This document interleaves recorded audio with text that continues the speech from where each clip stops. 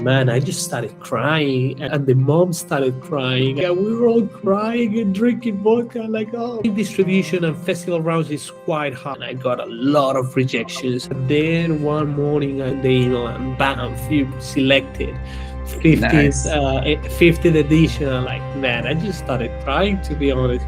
There's a filmmakers that says that you never finish a movie, you just let it die.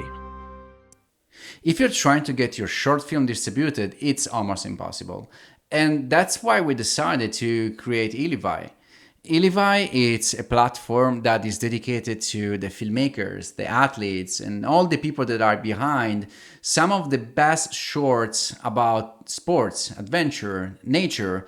And we decided to do this with just one goal in mind. We want to create a community where the filmmakers are finally rewarded. So I hope you will enjoy today's episode. And if you find value, please don't forget to subscribe and follow us. And thank you. I hope you will enjoy. Mateo, Yes, am I saying that? Francesco. Am I saying that right? Mateo or Mateo? Mateo. So you were Sorry. born in Colombia, right? Yes, I'm a Colombian filmmaker, but I've been living in Melbourne, Australia for the last 9 years. How? How did it all happen? Uh, I guess at some point, I'm from Medellin.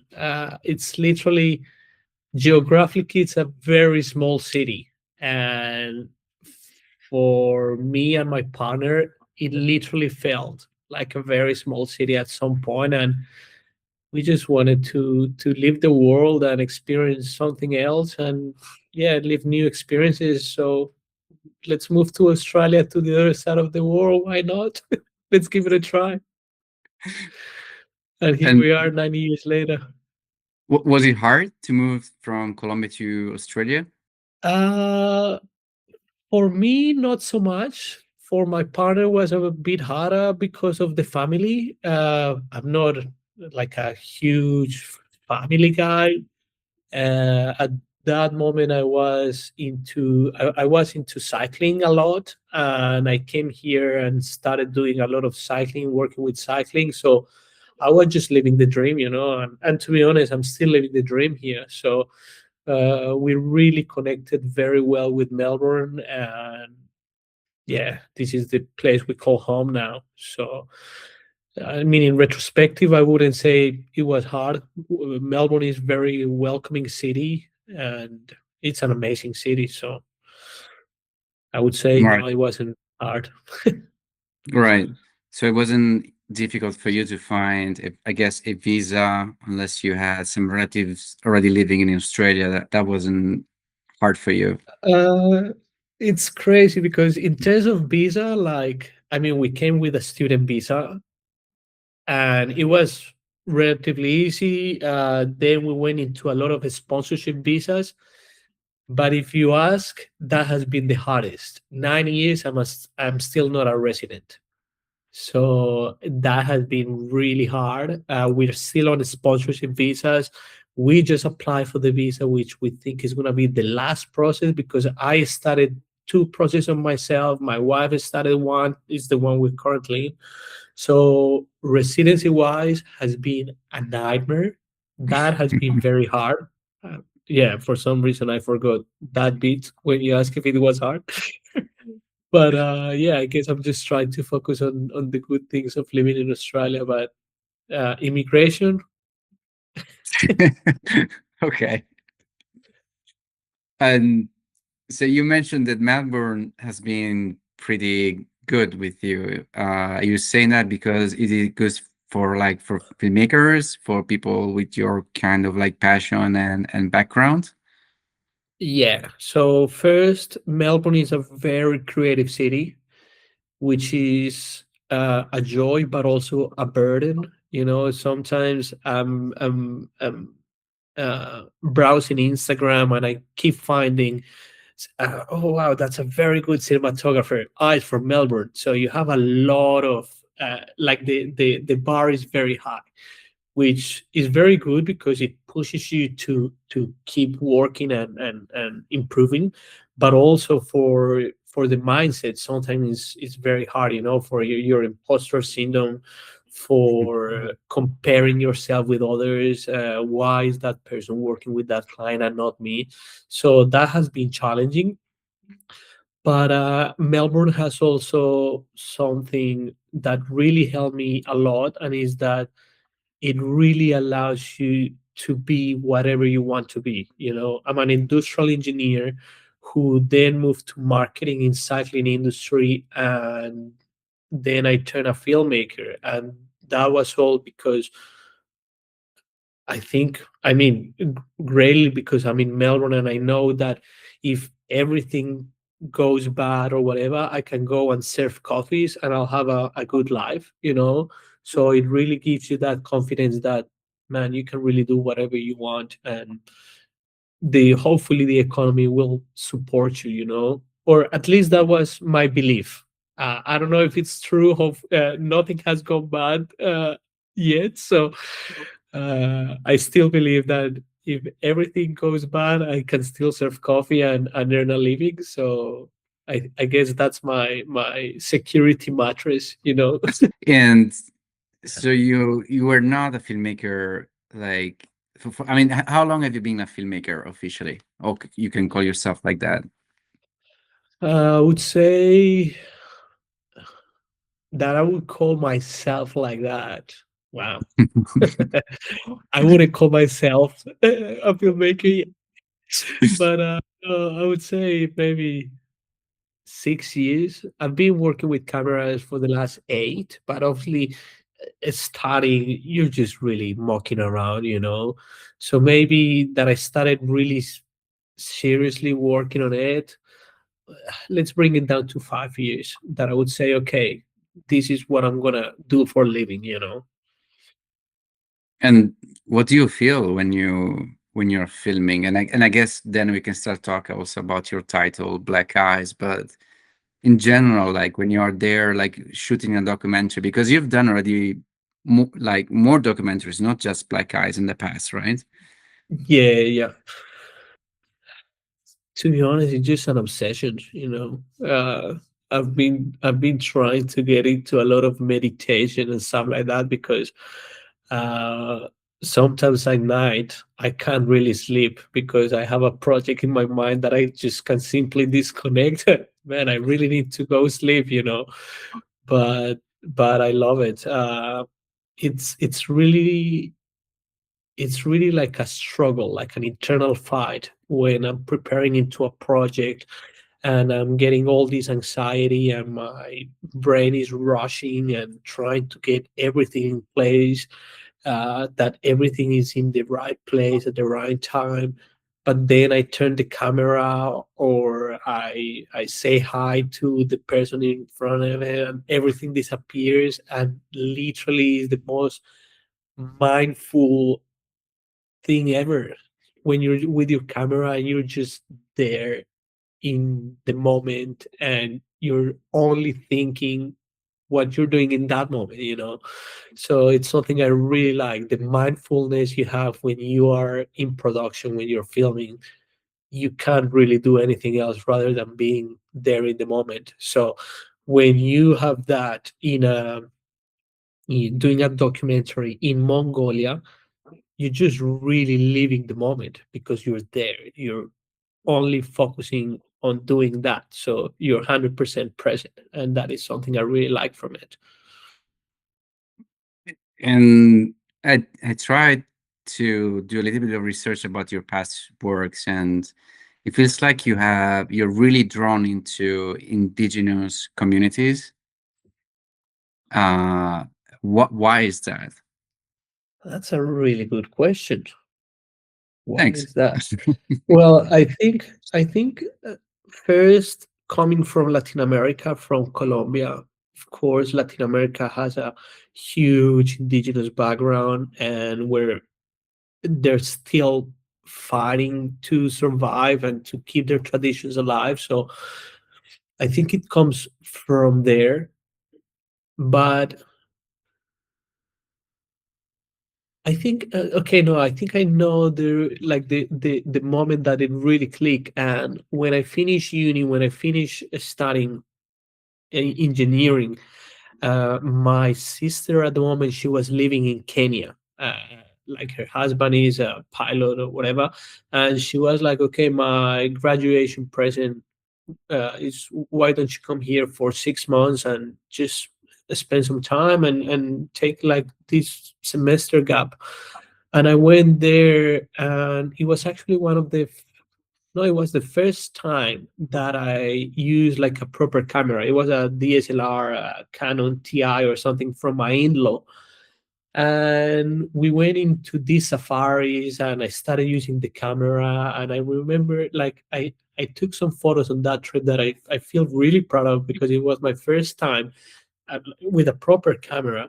And one of those trips, it was to these to the Maasais. The Maasai is one of the tribes in Kenya, and we went into this little mud house where they live, and we just had a moment there, yeah, talking with them and learning about their way of living.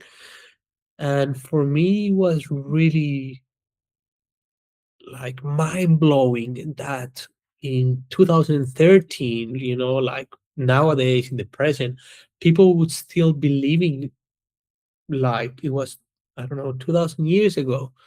So it really struck with me that way of living, being happy and just living with the basics and with the just necessary. And I think from that moment, I really had some big appreciation for indigenous communities being able to live in such a simple way, connected to nature, connected to ancestral way of living. And I think from that moment it was like, wow, I really, I really like these people. So then the first time I had the chance to work with indigenous communities was there's a short doc I did in Papua New Guinea. It's called Sing Sings, and it was a good friend of mine that I actually met this guy in that Kenya trip. He was starting his trip around the world. He's now like a big travel influencer, and we met when he was starting his first trip around the world, when he was just starting to become an influencer. And many years later, it was actually when I was living now in Australia. He was like, I went to this Steve McCurry photo exhibition, and Steve McCurry works a lot with indigenous communities. And my friend was like, man, these indigenous communities, they're disappearing. We should go and check them out before they're gone and blah, blah, blah. Let's go to Papua New Guinea. In Papua New Guinea, there's this festival called the Sing Sings where all the tribes gather together and celebrate their traditions. And I was like, man, let's do it. That sounds like an amazing idea. It was a very expensive trip. So I told him, like, look, I have this money saved. I wanted to do some investment or whatever. I'm happy to spend it on the trip, but I want to get something out of it. And that would be like a documentary. Let's do a documentary. So I work with this guy in this short documentary, uh, yeah, digging a little bit into how tourism is helping to keep these traditions alive, because of the Sing Sings. It's this festival where a lot of tourists go. The tribes are able to gather together and remember the traditions and keep dancing and keep dressing. So that was like the first time working with or filming indigenous communities in a proper way. And from that on, I was really drawn into not only indigenous communities, but it's more social minorities and social issues that I like Mhm. working with, and giving some sort of voices to these minorities. That's what I really like, and that's what I've been guiding my work into.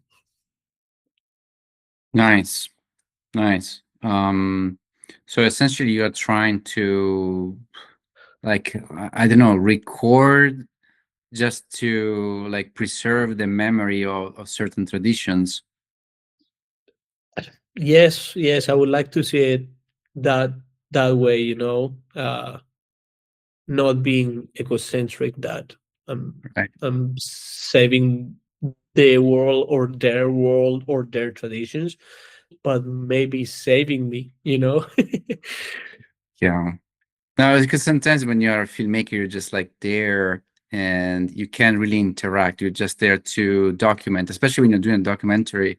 You know that more than I do. Like you're just there to like really capture without really touching anything that is going to alter the Exactly. reality of things. And Mhm. that's so Yeah, powerful. exactly. That's really Yes, powerful. and I think that's the real power of documentary.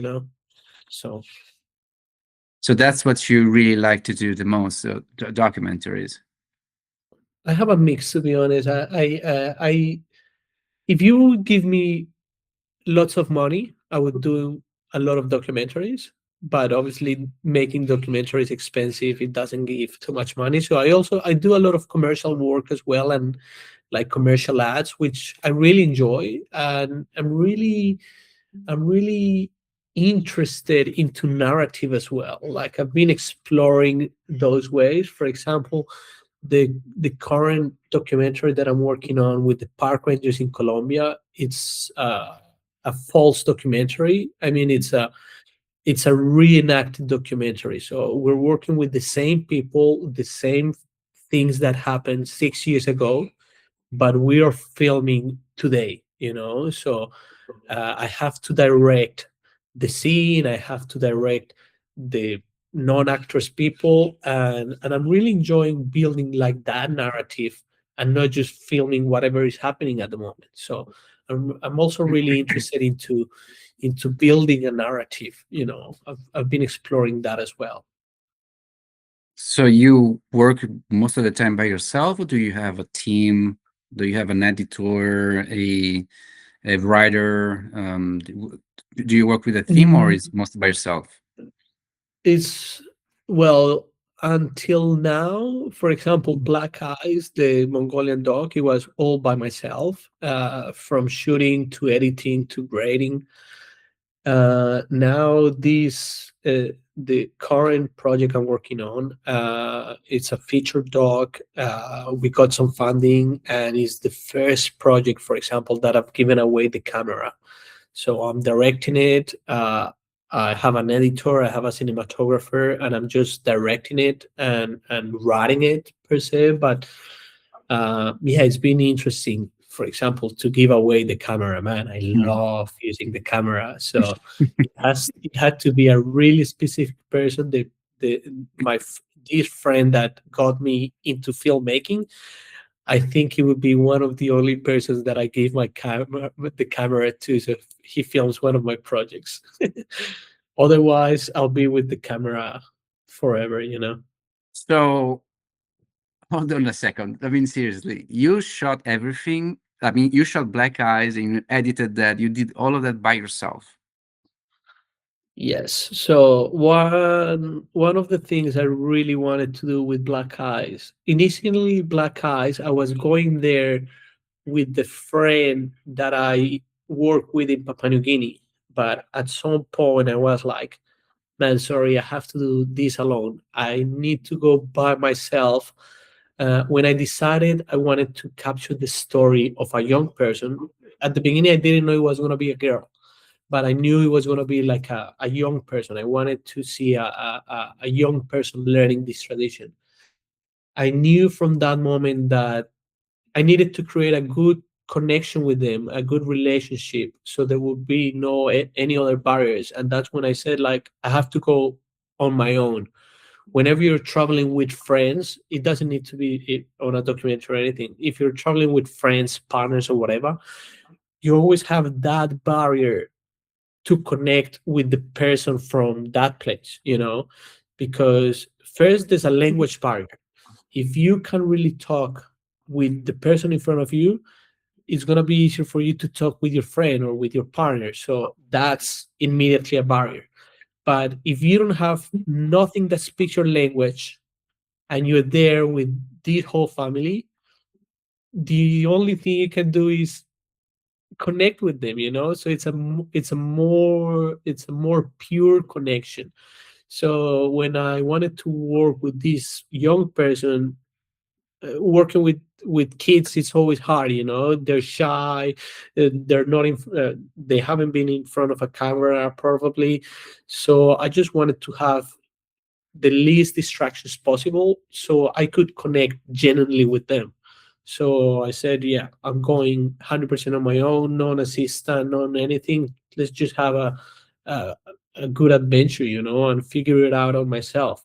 Which at the same time, I think it was so beneficial because being there, I was only focused on shooting the dog and trying new shots. There's for example some shots of a very close up of the eyes, like a close up of a broken eyes. That was me in a morning that I was kind of bored. I was like, man, let's go and look for weird shots. If I would have been there with an assistant or with a friend or whatever, I would never have gotten that shot because I would just be distracted with this person talking about whatever. But because I was on my own, I was like, man, let's go and find weird shots and nice shots and try different things. So in retrospective, for me that was the best decision ever, going on my own. Where did you all start? Uh, So funny enough, it all started with a Steve McCurry again. This exhibition that my friend went, I can't remember what's the name of the exhibition, but it's a Steve McCurry exhibition that goes around the world, and it came to Melbourne. That was after I shot Papua New Guinea and everything. And when it came to Melbourne, like I have to go to this exhibition because of this exhibition. I went to Papua New Guinea, so let's go and check it out. And I was walking through this exhibition, and Steve McCurry has this beautiful picture of two eagle hunters in the top of a mountain with eagles widespread. I'm like, man, that's my next project. You know, that's it. And after that, I really enter a rabbit hole, checking, finding a fixer or a guide or whatever. I had one thing in mind, and it was like I really want to do it with someone local. I want my money to stay with the community. And when you start searching in Google, they use a different alphabet in Mongolia. So when you start searching Google, it starts appearing pages, websites in English and stuff like that, that they're mostly from foreigners that live in Mongolia. Mongolia has a quite decent uh, production industry. So I found England guy that works as a fixer there. He has like a fixing company, a Spaniard guy, and I was like, no man, I don't want to work with these people because they're gonna take their money. You know, like probably they work in a ethical way, but I want the money to stay 100% within the community. So finding someone from the area was really, really hard. And that took me like 4 to 6 months to find it. And one day in a Facebook group, I ended up in a Facebook group called Tourists That Visit Mongolia or something like that. And someone posted a photo and tagged like a guide. And I started following this guide, and the guy knew someone from the area. And everything started connecting, and until I found someone that, okay, he's from the area, he has working with the eagle hunter family. And I asked him like, look, I want to work on a documentary with hopefully with a kid that they're raising with these traditions. What do you have? And he was like, I actually have a family that they have a 13-year-old girl that she's learning. I'm like, man, that's it, you know. So the rest is history. That's insane. Yeah, that I was mean, such a process, you know. I feel like when you're watching the film, you can actually feel how like nothing was like set up in a way to make it look in a certain way. Like it feels very natural, very organic. And also the way you decide to edit it, adding like the grain into the film itself, and how you decide to put it together, it just like feels so natural. It's such a nice little short. Honestly, it's one of the best shorts I've seen so far. That's amazing. Man, I think everything come down to one thing, and is the connection I created with the girl. So when I started talking with my fixer, he was like, "Look, this is an amazing girl, but she's very shy." And I was like, "Oh my god!" I knew from the beginning it was gonna be something like that, but he told me it's very shy. I'm like, "Okay, we have an issue here." So this was, I don't know, 2 3 months before going to the trip. So I had some time to come up with a plan. Okay, what I'm gonna do to connect with a 13-year-old girl that doesn't speak my language, that he's shy, and on top of that, I'm gonna put a camera in front of her face. So uh, what I decided was that the first 5 days of filming, I had 20 days in Mongolia with the family. It was gonna be like 17 days, something like that. And I said the first 5 days is gonna be camera down, no filming at all, and just genuinely connect with the family. I have a good friend. He used to live in Australia. He now moved back, and I remember calling him like, "Man, I'm so anxious. Like, what I'm gonna do to connect with these people?" Blah blah blah. Blah. And my mate was like, "Man, just be you. Be the best version of yourself. Be a good person." And that really stayed in my mind. And I got there and like, man, let's just be a nice guy that is coming here genuinely to learn about them. I'm interested in their way of living. Let's just be that guy. And before going to their place, to the family place, which is very remote, you have to drive like 4 hours into the nothing. I asked my guide, my translator, like, "Hey, what would be like a good gift to give them, like as a thank you?" And he was like, "Vodka, take vodka. They love vodka."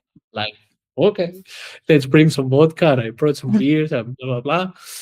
And we got there. They presented the family. Yeah, blah blah blah. Amazing. Here's a little gift. All good. And I don't know, like that night we probably drank some shots, having a good time. And the next 2 days it was like that, just like asking them, trying to connect with them. And they really like playing Uno, Hmm. and we would play Uno at night. Uh, and I remember, the second night, I was preparing something in my room, something like that, and my room was separated by a short wall from the parents' room. And I was doing something in my suitcase, and the dads go through this little wall, like, "Mateo, vodka? Like, man, let's drink vodka." And I taught them this little trick, how we drink shots in Colombia, that is like, and I taught them that, and they were laughing about it. And we were drinking so much vodka and playing Uno. So I created a really good relationship with the dad straight away, drinking vodka and laughing our ass out. And I think that really helped, for Kharakoz, the daughter, to trust me, because it's like, okay, she has a really good relationship with her dad. So if my dad trusts him, I can trust him.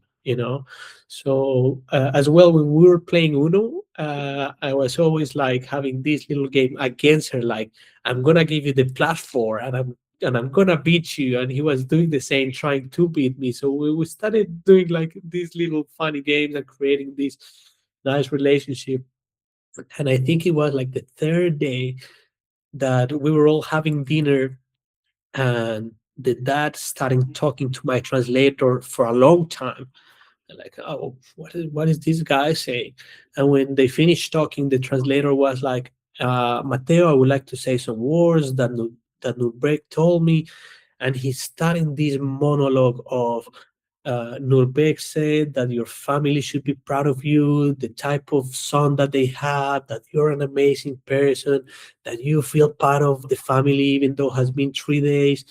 And man, I just started crying, and the mom started crying, and the guys started crying, and we were all crying and drinking vodka. Like, oh man, like this is the moment. Next day, I pull out the camera, and I already knew I had a good relationship, and then they trusted me. And for that moment, man, I would literally, there's a couple of shots of the girl at night that I was putting the camera in her face, and she would be like acting natural, you know? So that really helped me to create that um intimacy with them and with the camera. So they wouldn't be affected too much by the camera. And was there any difficult moments? Not really, like the only difficult thing is that we're filming at very low temperatures. You know, at night it would go to minus 40 degrees. So, for example, there's a couple of shots at sunrise that it would still be minus 40. Man, going out there doing manual focus with big gloves, I would have to remove them. So I have, I don't know, 30 seconds of filming. The lens would go frozen. Moving the tripod would burn my hands, you know? So I think that was like the hardest thing, just like the conditions and the environment.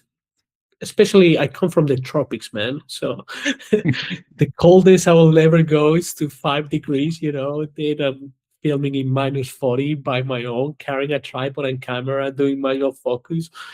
So I think that was the hardest. But otherwise, with the family or anything like that, it was super easy. Maybe like the most challenging, it was the interview moments, especially with Kharakoz, because I had this notion of what I wanted to talk about this little girl carrying an ancient tradition, and how is that very important for the culture, right? But for her, she doesn't understand that. For her, it's just like, I'm just training my ego, and I love this, and I'm learning what my father is teaching me. So you I had to explain to her like what was the importance that she was doing. So doing her interview, she would answer some of the questions. So first we had to, my translator had to talk with her, explaining what we were trying to achieve, what was the importance of her learning this tradition for the culture and everything. So there was like a bit of training for her in the interview, but then we would ask the questions. I would ask the questions. She would reply something, and the guide, the translator, would translate the answer to me. But he doesn't speak really well English, so he would give me like a rough translation of her answer, and I really had to trust him. I didn't know if I had a documentary until I came back, sent the interviews for a proper translation, and I got the translation back. That's when I said, oh man, I have some really good answers and I have a documentary. But before that, I really didn't know. It was like, man, did I really have some good answers? I don't know. So I think that was like the hardest, maybe, in terms of production, combined with the environment, right? Interviews was, yeah, quite stressful, not knowing if I had good answers or not. So you go back to Australia and you had all the footage and everything, and you just sent it to someone local in Australia to translate? Like, was it No, hard? I found someone on Fiverr. I found someone Ah, from Kazakhstan because they speak Kazakh. It's weird. They live in Mongolia, but they are Kazakh people. So the father at some point was telling me like, I feel like a Mongolian because I live in Mongolia, and I consider myself Mongolian, but we are Kazakh with Kazakh traditions. So I ended up finding someone in Kazakhstan to translate the interviews. I sent him the whole interviews, and they sent me a transcript with all the answers and time codes. And yeah, started working on the cut. nice. Nice. And then, I mean, once you finally started putting together a documentary, you understood you had something, like you feel it when you have something good. Yeah, Then yeah. you started sending it to film festivals, and then what happened? Like you started receiving some. I mean, you got accepted in multiple locations, and then what happened? Man, I think that was very stressful for me because this was like the second doc I've sent to festivals. The first one was the Papua New Guinea, and the Papua New Guinea was like hitting a wall. I was very naive of, oh man, I have a great documentary, and I send them to big festivals, and like, of course, man, I got a lot of rejections. I submitted to 30 festivals and I got into five. So it was a realization of how hard it's getting into festivals, right? So when I finished Black Eyes, I knew I had something good, but I was also cautious, like, ah, man, probably it's not got that good. Where should I go for festival? So again, I tried to send it to big festivals, but keeping like some hope. Uh, a festival I always wanted to that I've always been following, and that has always meant a lot for me has Banff. It was literally like the first festival I knew of because I've been an adventurer, cyclist, whatever. So I grew up watching all these films that were presented at Banff. So I was like, "Ah, man, let's send it to Banff. I send it to Telluride. I send it to Banff. I send it to uh, Doc New York." So I was being quite ambitious. Uh, but then one morning, I just sat down like before going to work, and I opened the email, and bam, you selected 50th, Nice. 50th edition. I'm like, man, I just started crying, to be honest. Well, like, fuck yeah. I'm not only going to BAM, but I'm going to the 50th edition. So, and it was like, okay, in Australia, there's like a fund that as a filmmaker you can ask for funds so you can pay to go the to so you can go to the festival, to the premiere. I applied to that, and it was like, sorry, you're not resident, you can't get it. And I was like, Yeah. man, I'll just get it out of my savings. And I ended up going to Banff for the premiere, and it was amazing. And thanks God I did it, because I also for the Banff I submitted my project with the park rangers. I submitted for the Banff Beach, and I won the Banff Beach. So it was like, oh my God.